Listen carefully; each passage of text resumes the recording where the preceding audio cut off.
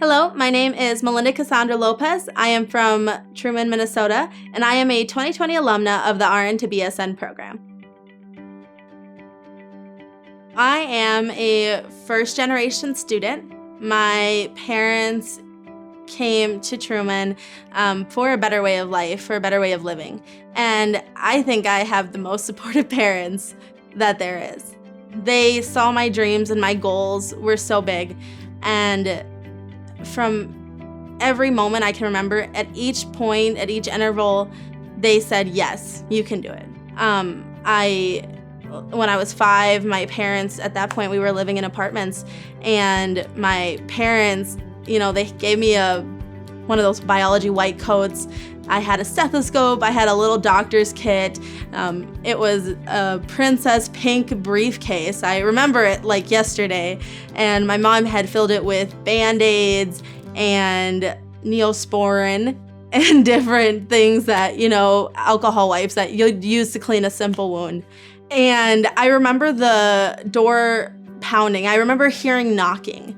And there was a lot of footsteps, and I remember running to the door, and my mom was right next to me, and we opened the door, and I think there was 7 to 12 little kids, all between the ages of 5 and 8. And they're like, we need a doctor. We need someone. We need help. We need Cassie. We need a doctor.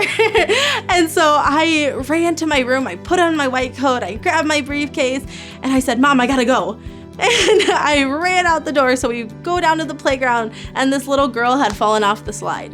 And she had a little scrape and was bleeding a little bit, so I quickly grabbed my gloves, and I opened up my Band-Aids, got an alcohol wipe, cleaned it up, put some Neosporin, put on a Prince's Band-Aid, and I said, all right, job well done.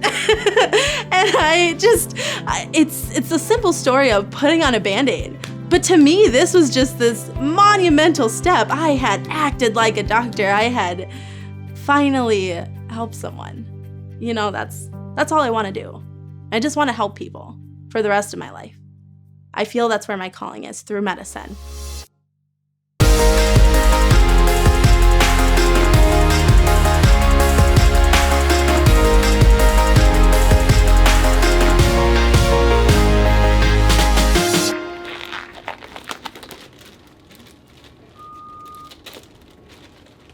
So as I was looking on how to achieve the goals that I wanted, ultimately it was to become a doctor, to become a provider, and to serve my community.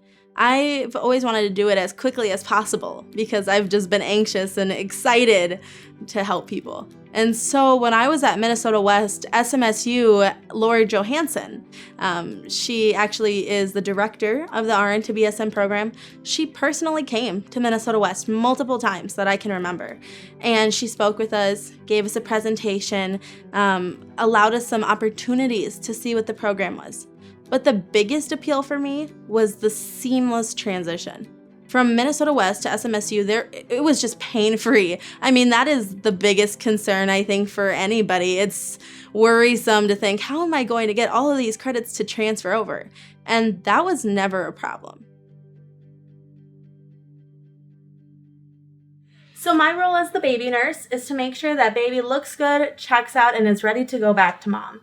In that situation, we bring baby to the isolette if there are any concerns. However, we do attempt to do skin to skin or chest to chest right away.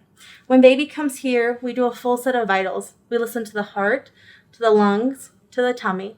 We make sure that all of baby's arms and legs are fully extending the way they are supposed to. Check for 10 fingers and 10 toes, and just make sure that baby is looking good. We have this scale, and it's called the APGAR scale, that helps us determine at 1 minute and at 5 minutes how baby's doing. So in this case, it is 12 minutes after the baby was born, and our warmer reminds us that it's time to check baby again. So the warmer has a lot of capabilities, depending on what the baby needs.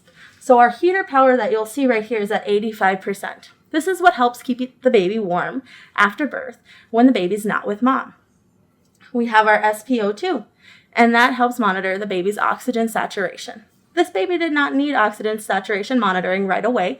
In a case that a baby does, we just go ahead, turn that on, attach a pulse oximeter, and then we can monitor how baby's doing. After I've completed my assessment, I'm going to go ahead and swaddle baby if everything is looking good and give the baby back to mom. And at that point, the care is just determined by need of the baby.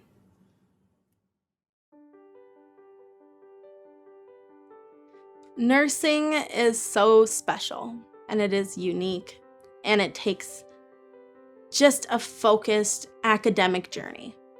And I know that SMSU provides a wonderful opportunity for non-traditional students, and even traditional students. But as a non-traditional student myself, I didn't feel like that was ever anything that hindered my success. I think SMSU actually embraced it. They embraced that I was different.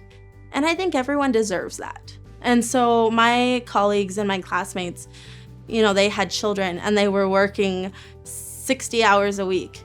And SMSU said, okay, we're going to take care of you. We're going to make sure that you can become the RN that you want to be and that you deserve to be. And they did that so firmly and proudly. And I don't think that I ever saw another institution give me that same feeling of belonging and home that SMSU did.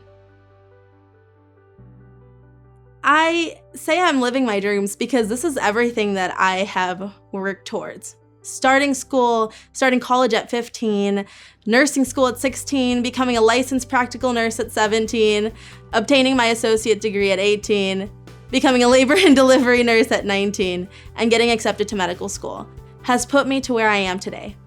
I couldn't be more thankful and more blessed to have had the opportunities to engage in the community around me.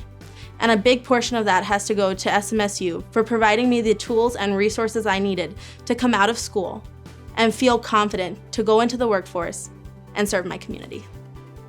So my next challenge is medical school. I'll be starting at the University of Minnesota Medical School in Duluth in the fall of 2021. I couldn't be more excited. I am looking forward to taking each new step and to obtaining the knowledge that I need to bring back to my community and to help people every step of the way.